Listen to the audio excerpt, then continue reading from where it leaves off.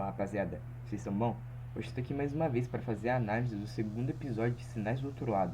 Esse episódio, na minha opinião, foi melhor que o último e teve muito mais coisas do que eu imaginava. Então, se você quiser ver mais conteúdo sobre Área Paranormal, se inscreve aí, pô.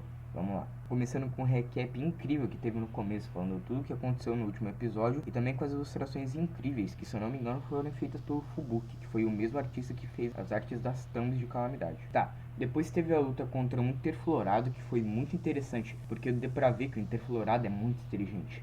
Muito mais do que a gente pensava, porque o monstro se porta de uma forma inteligente, conseguindo se fingir de morto e consegue identificar quem é o mais lento para tentar o atacar, que era o Guizo. Inclusive essa parte aí, com a Leo pula na cara do Guizo, ele tem aquela visão, é muito curiosa, só que o ruim é que não tem como a gente falar muito sobre, porque apareceu muito pouco.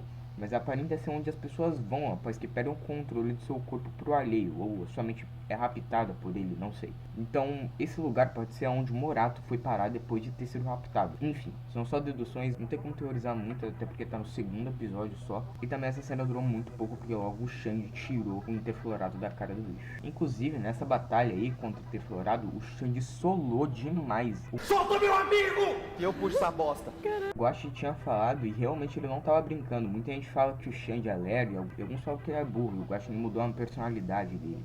Mas não, mano, além do Xande ser um dos mais fortes do grupo, se não o mais forte, ele é o mais maduro do grupo. Apesar de fazer graça muitas vezes, quando o grupo se pega discutindo sobre um assunto irrelevante por muito tempo, o Xande nem sequer liga e dorme, porque ele sabe que aquilo é uma perda de tempo. Ele sempre tenta ser o mais cauteloso possível, e quando alguém do grupo não é, ele fica bravo, como ele ficou com o Lírio. E até por isso que o Xande junto do Guizo são os meus personagens favoritos, porque além dos dois serem muito engraçados, os dois são muito poderosos e tem uma profundidade muito grande. Depois a gente descobre o Haddad já estava morto, e nessa hora é muito legal ver a evolução do Lírio pro primeiro e segundo episódio, porque no segundo ele estava bem mais cauteloso e tentando seguir mais o que o grupo mandava, porque ele acabou se culpando pela morte do Haddad, porque apesar de sua morte já estar meio que sentenciada, ele ainda era uma pessoa, ele era um pai de família, então já do primeiro EP pro segundo já dá pra ver que essa evolução é muito grande do personagem, e eu boto minha mão no fogo pra dizer que esse vai ser um dos melhores personagens dessa temporada. Enfim, passando mais pra frente, eles vão lá falar com o Donisvaldo.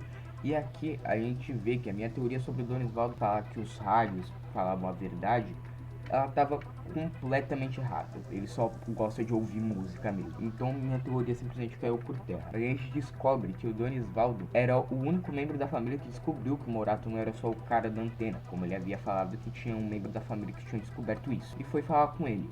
O Dom é muito esperto, então o Morato confiou nele para auxiliá-lo na investigação, já que ele morava lá, então ele podia ser uma pessoa muito boa para ajudar o Morato. O Morato avisou que quando os agentes chegarem era para pedir o cartão de identificação, para saber que eles eram seus agentes de verdade. E mesmo assim ele não confiou nele, então acho que ele é um membro da família mais confiável e com certeza era ele que estava na casa da árvore tentando acessar as coisas do Morato para ir atrás dele. Depois eles vão lá pra vaca, que tem toda aquela cena estendida que é muito boa e engraçada, mas vendo essa cena eu criei uma teoria. Eu acho que o Kiko tá infectado, porque o Morato tentou avisar a família para não deixar o Kiko tomar água dos outros animais, porque provavelmente ele sabia que a vaca estava infectada. Então provavelmente o Kiko tomou a água da vaca e agora ele está infectado. Mas eu acho que se ele realmente estiver infectado, vai ter como salvar ele, porque senão só vai ser uma morte muito triste e cruel. E mano, quando eles estavam indo em direção às pessoas do outro lado do lago, eu percebi uma coisa. Eu acho que essa temporada vai ser muito difícil, porque o Selvig está sendo muito bonzinho. Todo episódio tem um minigame que dá bônus de vontade para eles. Quando eles estão saindo muito do rumo da investigação, o Celtic pede teste para ajudar.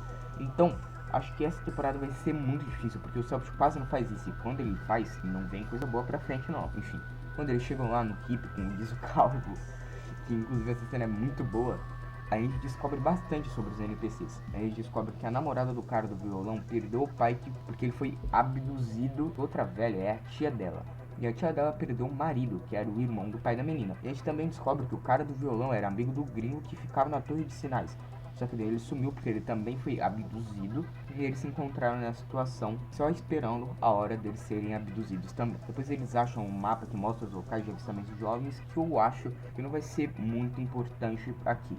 E sim que ele vai ser muito mais importante daqui pra frente, porque ele não tem muito o que fazer com isso agora. Daí depois a gente descobre que o Boca de Mangueira, que é um nome muito bom, diga-se de passagem, tá na torre de transmissão e tudo mais. E eu vi muita gente falando que o cara gringo que fala nas fitas é o Chris. E mano, pelo amor de Deus, gente, tem muita gente que fala com sotaque americano. Não necessariamente é um personagem que a gente conhece. Ou também, se for um personagem que a gente conhece, não necessariamente é o Chris, né? Pode ser até alguns membros do Hellhunter, o que eu acho muito difícil. Eu acho que, sinceramente, é um personagem novo, mas eu acho que se for um personagem que a gente já conhece, provavelmente vai ser alguém do Hellhunter e não o Chris. Eu acho que não faz muito sentido. Depois a gente acha o jornal falando que fecharam várias emissoras de rádios e TV, só sobrando uma.